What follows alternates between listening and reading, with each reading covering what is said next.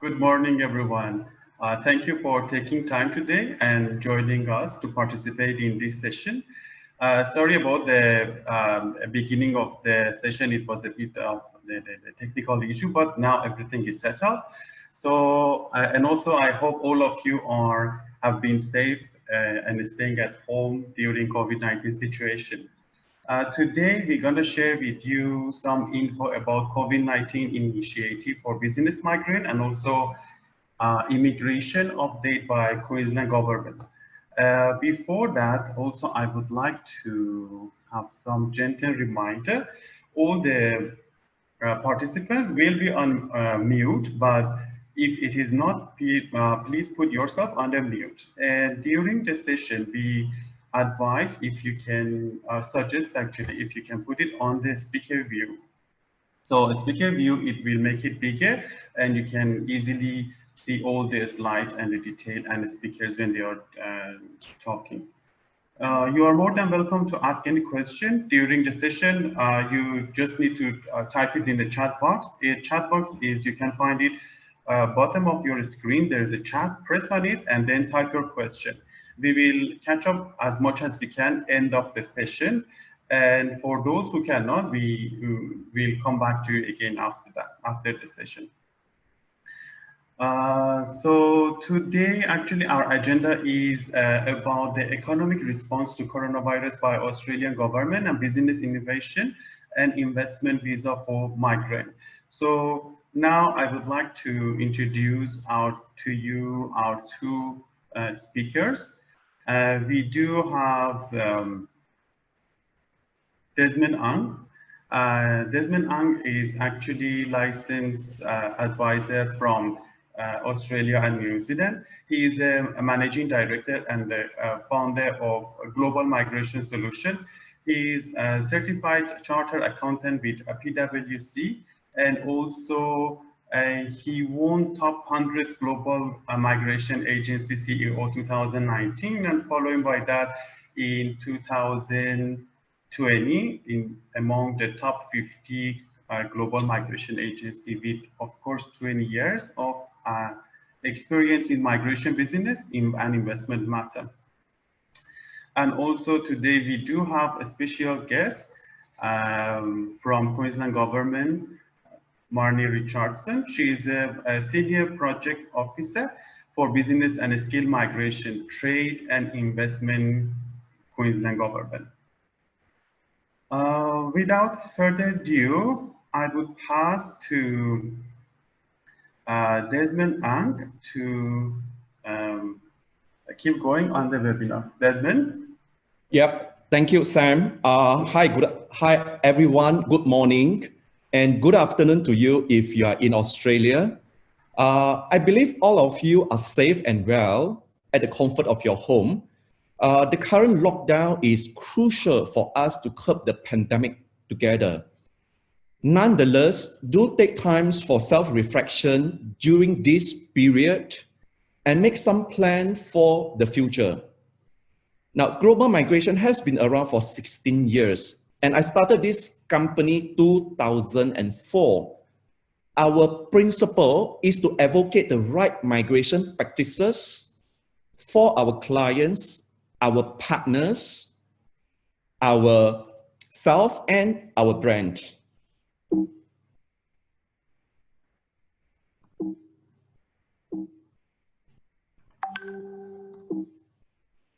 And I'm moving to the next slide, just give me a moment.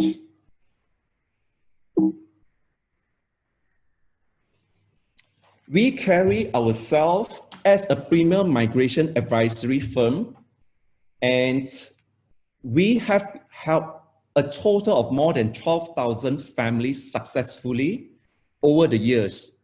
The only reason why we are able to maintain a high successful records is because of the stringent and careful due diligence checks before we take you on as a client. Those with GMS went through it and knew how thorough I am.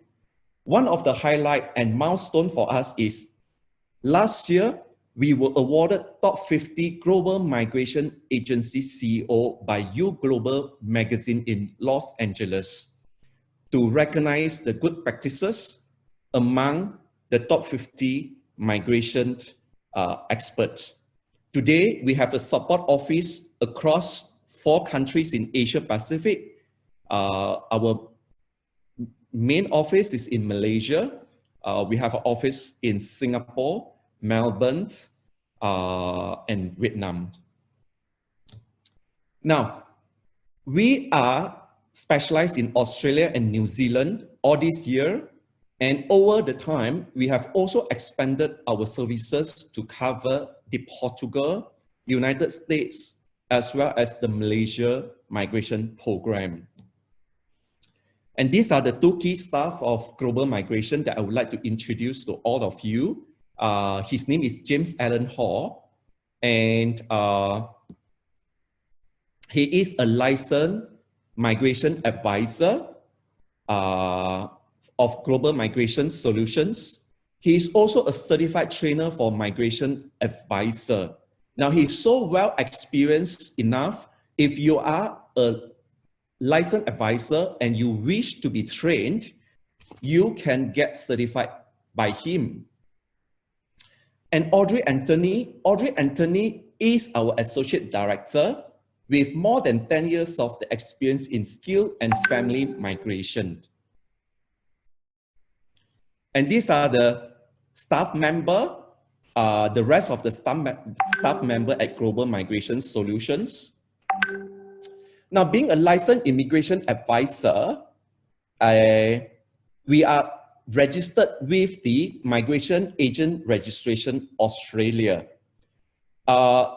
And my advice to you is when you deal with the licensed immigration advisor, always make sure their license is up to date, and you can do so by checking with the MARA online. Now, why Australia? Being in the migration scene for the last 16 years, and I can clearly tell you, Australia is the top choice among our clients, especially the high net worth individual. For 4 years in a row, Australia beat all other countries among the high net worth individual.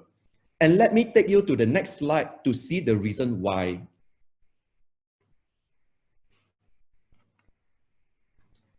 Now, I believe education is one of the main push factors for many parents. Australia's education system is very different. It is not just purely academic. It also makes you become street smart. And Australia has been winning world's most livable city years after years. And there are many factors that contribute to it. Yeah. It all depends on the political stability, economically stability, the infrastructure, the crime rate, the healthcare support, and many other reasons. And here you might be saying, you might be wondering, you know, a big city like Bangkok, London, New York, it is livable, and why is it that, you know, they are not in the top 10 of the world livable city? Yeah. And here, being a PR in Australia, you have the access to the healthcare support. You generally will get a free healthcare support from the Australian government. Yeah. And clients generally find the housing price is very reasonable, relatively reasonable as compared to other cities like London and New York. Yeah. And Australia is a country with diverse culture because 7 out of the 10 people that you see on the street are migrants themselves. So as a new migrant, you adapt to the environment and the culture very quickly, and you don't feel an alien, you know, when you move to a countries like Australia. But of course, the work-life balance is also equally important. When I speak to clients, whether they are single or they are family, they often the time, they share, you know, their experience of after the move to Australia, how they started to enjoy the work-life balance as compared to, you know, their home country. Now, how Australian government responds to the coronavirus? As you know, in the calm water, every ship has a good captain. And only in the rough water is a true test of a real captain. And let us look at how the Australian government has done for the people. Well, first of all, let's look at this data. And as of yesterday, there were 6,703 cases. And it is such a relief and fortunate to see 5,387 has since recovered. Yeah, majority of the cases were infected between 20th of March to the 10th of April. And since then, the cases has been well controlled by the government. And certainly the government is competent enough to handle such a huge pandemic because any delay of their response would have cost more life. The Australian government has been very foresighted and they responded quickly to impose the travel ban. There are 3 stages of the implementation. First of all, on the 20th of March, all non-residents in general, if you are not a PR or you are not a citizen, you are not supposed or you are not allowed to enter the country. Immediately 5 days after that, on the 25th of March, the government stopped all PR holders and citizens from leaving the country. The fact that they know very well, by stopping the front door without putting a close to the back door, it is not going to help to curb this virus from spreading further. Yeah. And those who are allowed to enter the country, Australia, after 30th of March, you are required to go through a 14 days quarantine under the cost of the government at the designated accommodation that has been arranged by the government. And if you are traveling, for example, from Queensland to Western Australia, you're required to go through an approval through the Australian police prior to your travel. Otherwise, you are not allowed to enter the states. And this is the interstate travel control. At this moment, there's no time frame on how long the travel ban is going to last. And other than curbing the virus, the Australian government acknowledges at times of the crisis, the government must step up the efforts to support the people. And there are so many support packages available to the people at all levels, whether you are a business owner or you are an individual. But if you are a business owner, let's look at the support for business owner. If you are a business migrant who has already started running a business in Australia, and the government came up with these support packages to help SME, and of which this includes those with a turnover of below 50 million to improve their cash flow.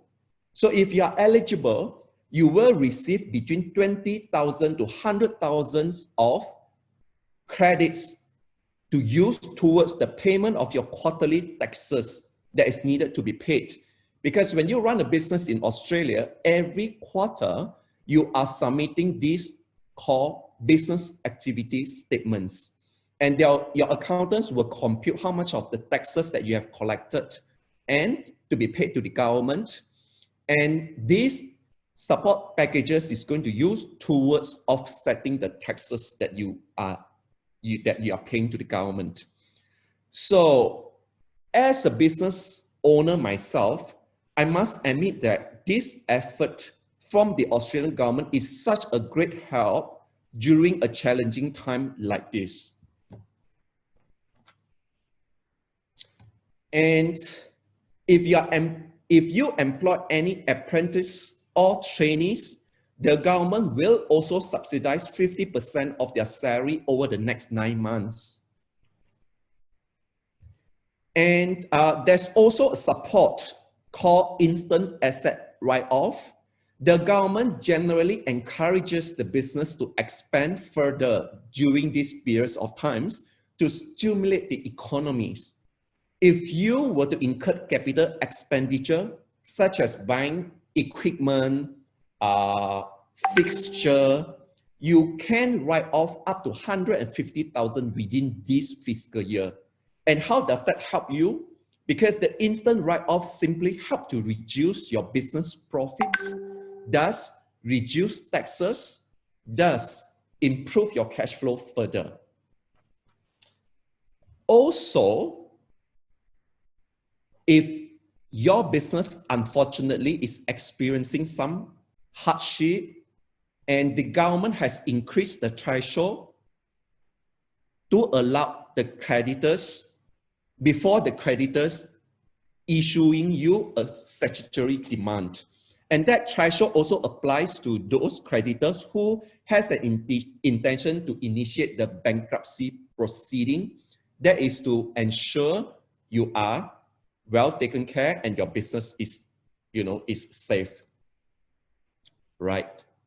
Now, above are some of the support packages available for business owner, but of course there are a lot more available. Now let's look at how the government help the people at different level. If you are an employee and you might be entitled to the JobKeeper payment, your employer will receive 1,500 fortnightly on your behalf, and this is going to use towards paying your salary. This is to ensure your job security and to improve the cash flow of the business owner. The government has set aside 130 billion over the next 6 months, and this is expected to benefit 6,000 employees over the times. Next, let's look at what is this called income support for an individual. So in Australia, as you know, this is a country, as a PR, you have the access to the welfare support. So if you are a single mom, or you are a widow, or you are not well, or you are students, you are entitled to claim 550 fortnightly over the next 6 months. Okay. Same to the export also goes to pensioner and concession cards holder. The first payment of 750 was paid, and the second payment is taking place in July 2020 in a few months' time. If you need to access to more cash, and you can choose to withdraw your superannuation up to 10,000 by this June, and there will be another up to 10,000 that you can choose to withdraw next fiscal year, which is right after July this year. Yeah. And let's look at the temporary visa holder. So a lot of you might be on the temporary visa status or provisional visa holder. If you are a TOTR holder, like a student or on working holiday visa, or some of the skilled migrants on the transition to become a PR, I am here to assure you that you are not being left out. The government has funded the Red Cross to provide foods, medicines, and shelter over the next 6 months to those who experience the hardship. The government has also set aside 2.4 billion to protect the community. This goes to PR, citizen, as well as the temporary residence visa holder. For example, if you are students and you suspected, with the infection, you can get the testing and the treatments. So to make sure the accessibility is there, the government even formed out a WhatsApp channel to make sure the people or the community has an access to the facility and the help easily. So these are so much, there are so much more packages available for people. If you think that you are entitled to any of these, please contact the respective authority to find out the requirements and the arrangement.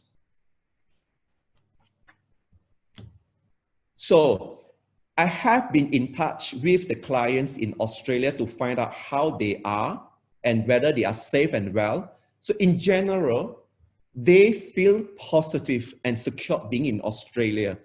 I guess for those who is exploring Australia or anywhere else, you want to be sure you are taking your families to a country with a competent government, and not only that, a country with an empathetic government who really understand and needs who understand the needs of the people and take good care of them during a crisis like this. Yeah. And these are the updates from me on the COVID and the government efforts. And I would like to share with you very quickly today the business and investment migration pathway, although there are a few other pathways available, but today we are going to be looking into the business and investment. Now, under these visa programs, generally, there are options available for you to become a provisional visa holder, and sometimes you might heard that as a temporary residence. Yeah, there are also visa pathway for you to become a permanent residence or a PR right away. Let's look into what are the options available under the provisional pathway. So we have this visa called Subclass 188A, Business Innovation. For this is applicable for those who meet the requirements and who has an intention to set up a business in Australia once the visa is granted. Yeah. And we also have what visa called Subclass 188B. This is for the migrants who has no intention to set up a business in Australia, but to invest into the government designated bond. Yeah. And this is where investment is secured and protected by the government over a period of 4 years, and the money will be returned back to you. We also have visa subclass 188C, and this is called significant investor visa. This is for those who is investing into compliant investment, and you have very little times to spend in Australia, because under this visa class, generally, you are required to spend very minimum number of days in Australia. And we also have the direct PR pathway, which is the 132 business, significant business history visa pathway. And also this visa would require you to run a business in Australia. So in short, what I would like to highlight and emphasize here is Australia has such a highly regulated programs. In general, you as a migrant, you are not required to invest ahead of the time before the visa is approved or before the visa is granted. That says you do not need to be worried about your investment being at risk and not knowing whether or not your visa is going to be approved by the Australian government. And this is just a quick comparison between the two business pathway of 132A, the direct PR, and the 188, of which there are certain basic criteria for you to determine if you can apply for this visa. And I will not be running through this one by one clearly, because I would like to suggest you to make contact with us and for us to be able to assess and determine your eligibility clearly. Like I have mentioned from the beginning, our successful rate and our successful records, the only reason why we are able to do so is because we make sure you meet the requirements and you are eligible before we take you on as a client.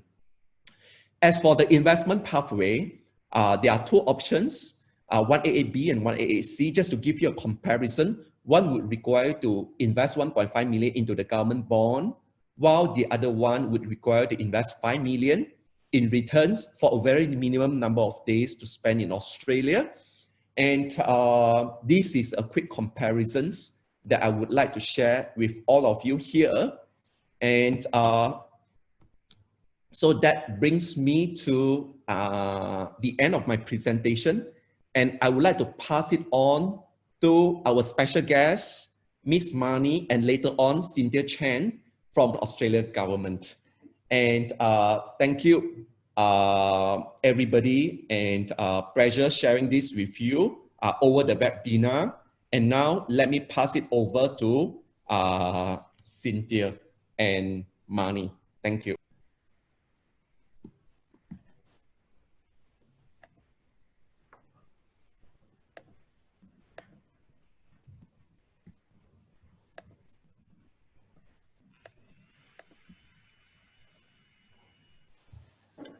Hello, everyone. Can everyone hear me?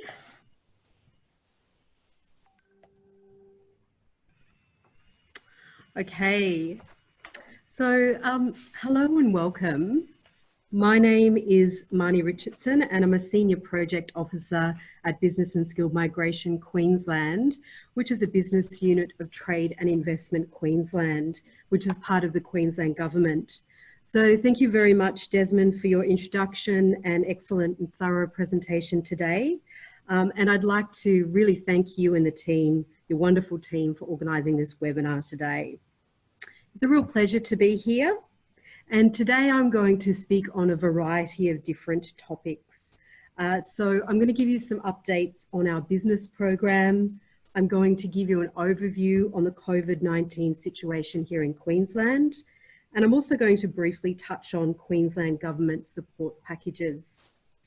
And then I'm going to provide some information on the criteria of the main visas in the Queensland business program. So who are we and what do we do?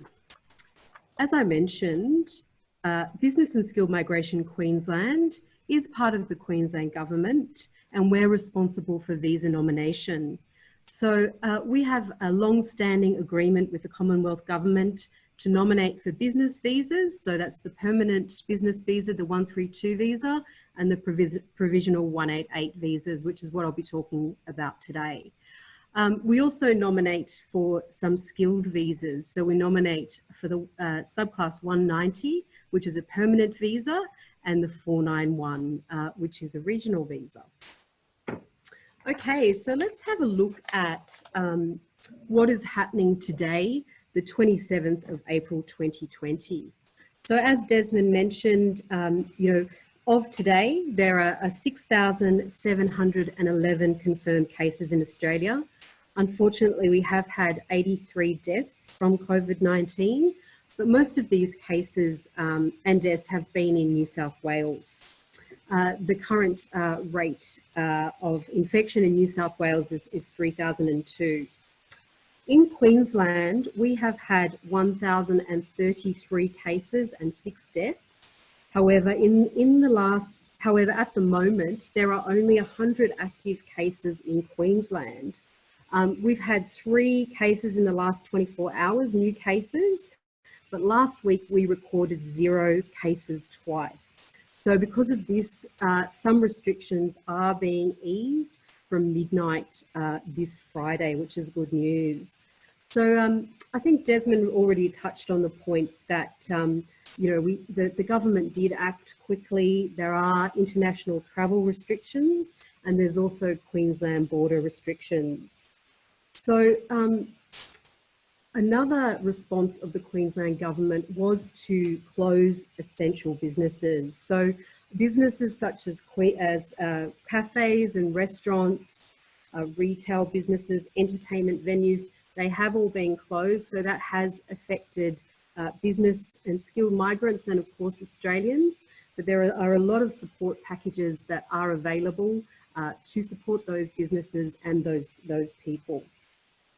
Unfortunately, the tourism and education sectors have been hard hit, but hopefully, they will be able to bounce back once all the restrictions have been lifted.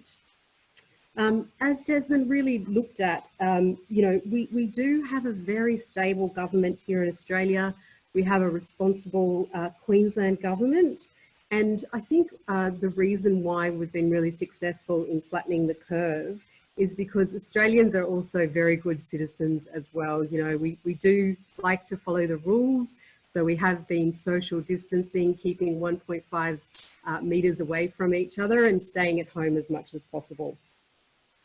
So I just want to briefly touch on, other support packages that the Queensland government specifically has offered individuals and businesses. So in regards to households, there has been $300 million allocated.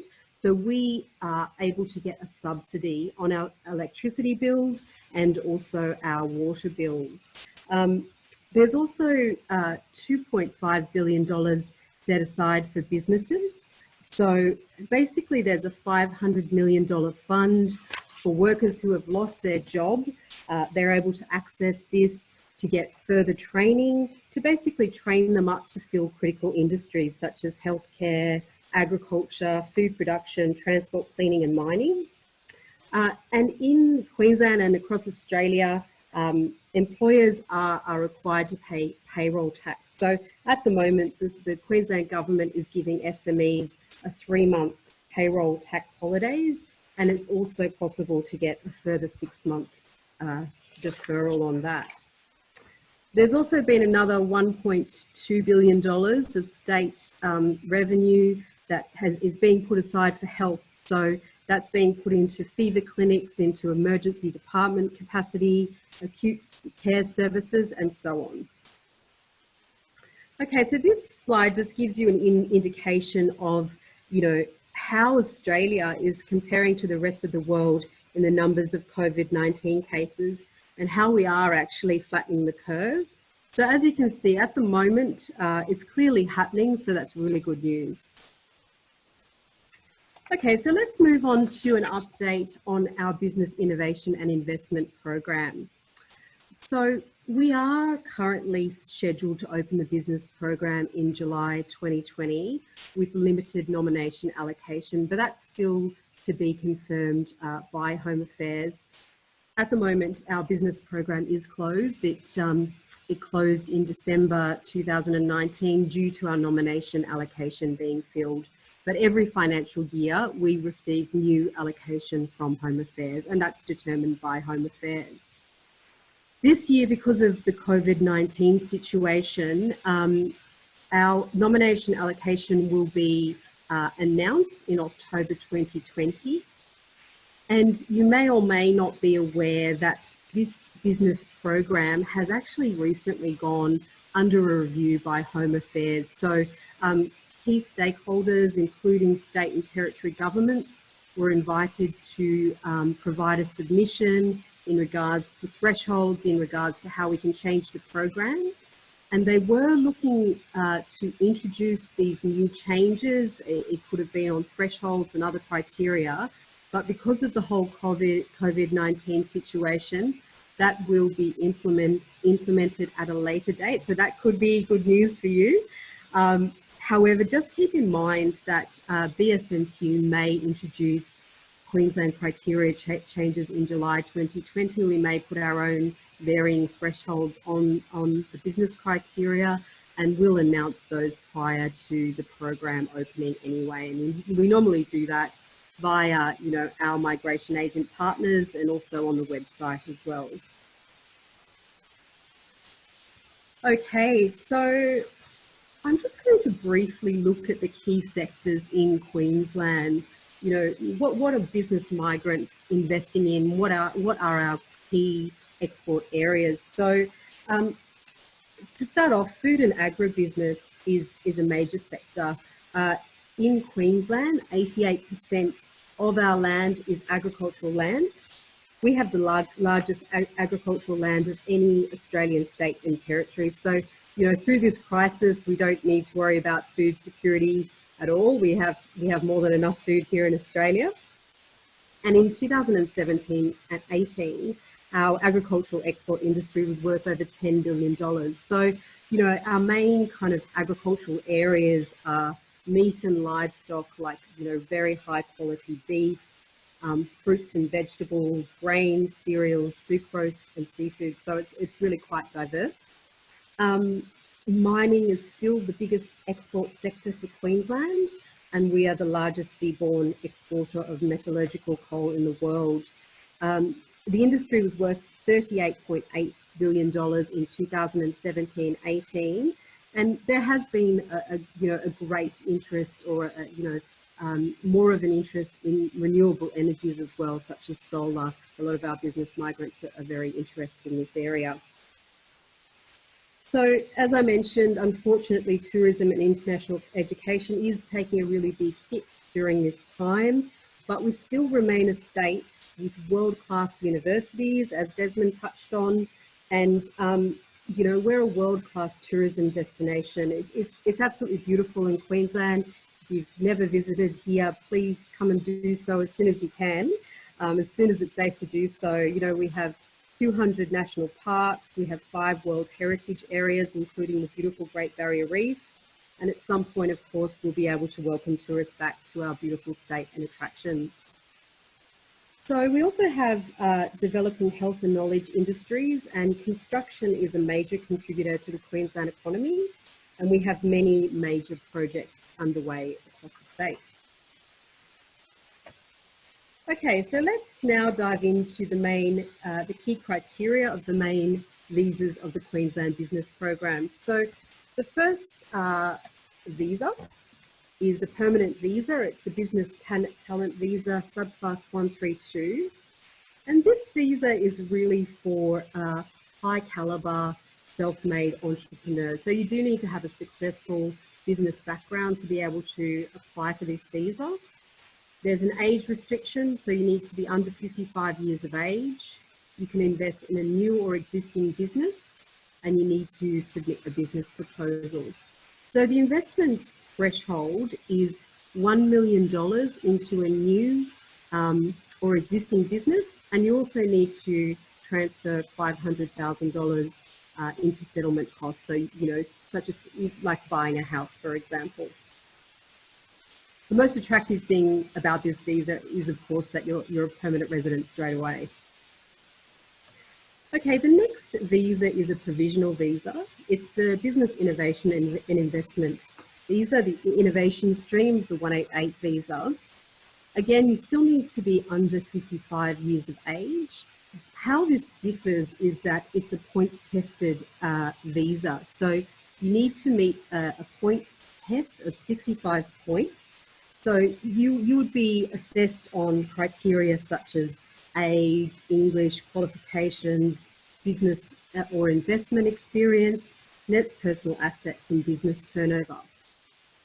You still need to submit a business proposal, but the thresholds, the investment thresholds are a lot less. So you just need to have $800,000 of assets to transfer to Queensland, and you need to have a minimum of $200,000 to invest in a business. And that's the absolute minimum. Most migrants coming in on this visa, they do invest, much more than that, 500 plus on this visa. So that's a very minimum amount. Okay, the next visa is another stream of the 188 visa. It is the investor stream. So you still need to be under 55 years of age. You still need to have a successful business or investment background, and you need to meet the points test, the 65 points mark. I think the most attractive thing about this visa is that you will invest, or need to invest, $1.5 million, but that's an investment into Queensland Treasury Corporation bonds. So that's a very safe investment that's backed by the Queensland government. You do receive a return on that, and after that 4-year period, you will receive your money back.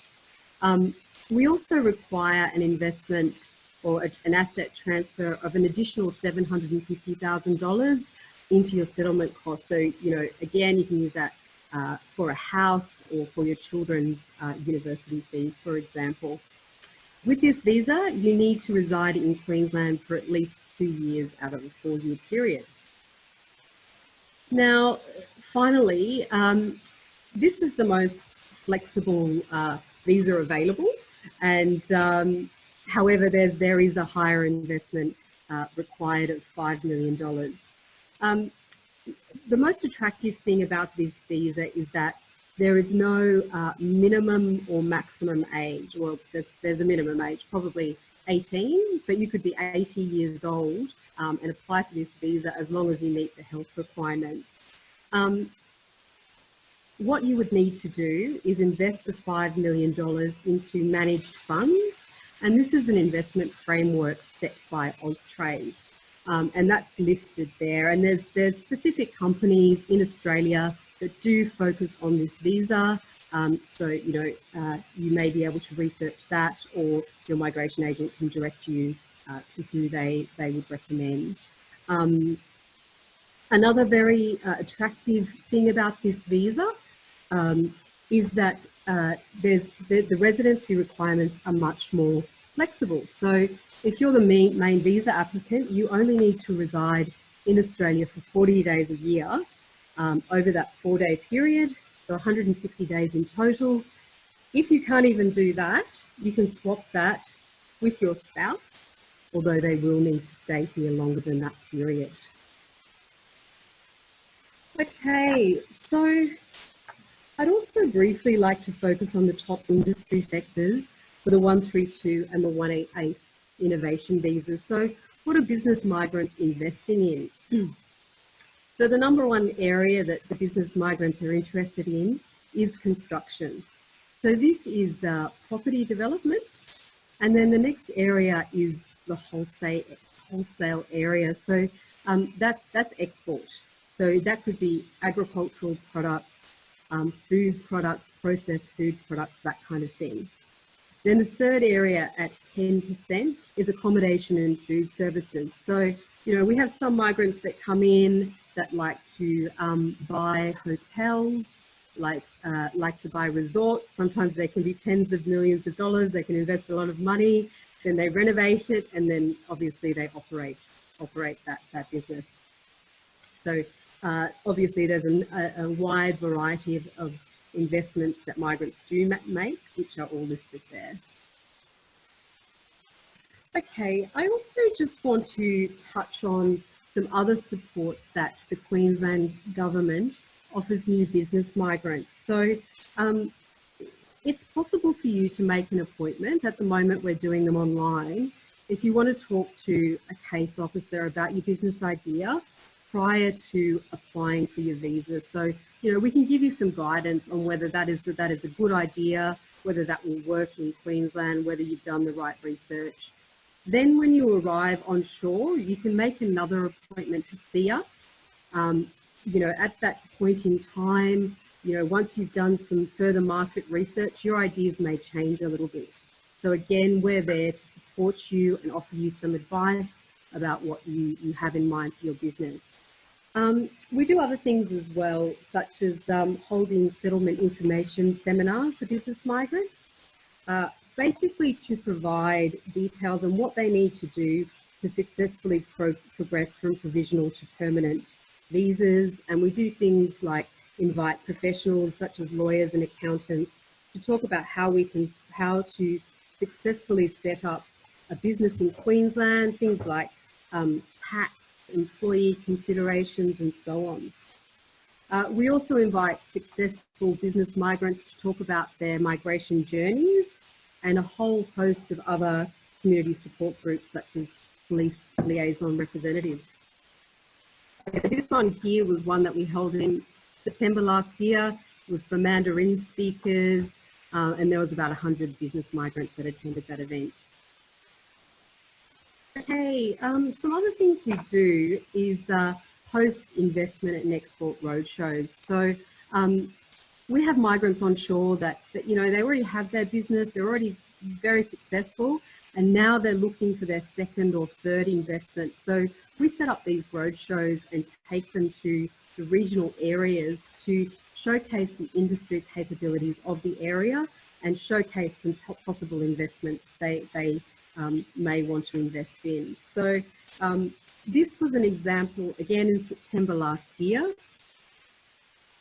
So we organised 40 business migrants, investors and migration agents to go to this area, and we took them to a lot of different farms. So we took them to strawberry farms, sweet potato farms, macadamia nut farms, and so on, and a whole host of other industries and companies. And there were some immediate outcomes. There was some very high caliber Vietnamese business migrants that were looking at investing $4 million in a chicken farm in Harvey Bay, and another investor looking at property development in Bundaberg, and also some technology on a strawberry farm there. Okay, so this brings me to the end of my presentation. Thanks very much for attending today, everyone. And if you would like to find more out about the BSNQ programs, please take a look at our website. So the website's listed there, migration.queensland.gov.au. We've also got a Facebook page, Migration Queensland, and a Twitter page at Queensland Migration. So I will now hand back to Desmond for a few more details regarding how to discuss your migration options with global migration. And my colleague Cynthia Chen and I will be online for a short Q&A session following this.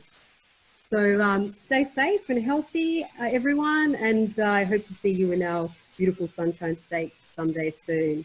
Thanks again, and over to you, Desmond. Hi, thank you, Marnie. Thank you for sharing, and thank you for your time.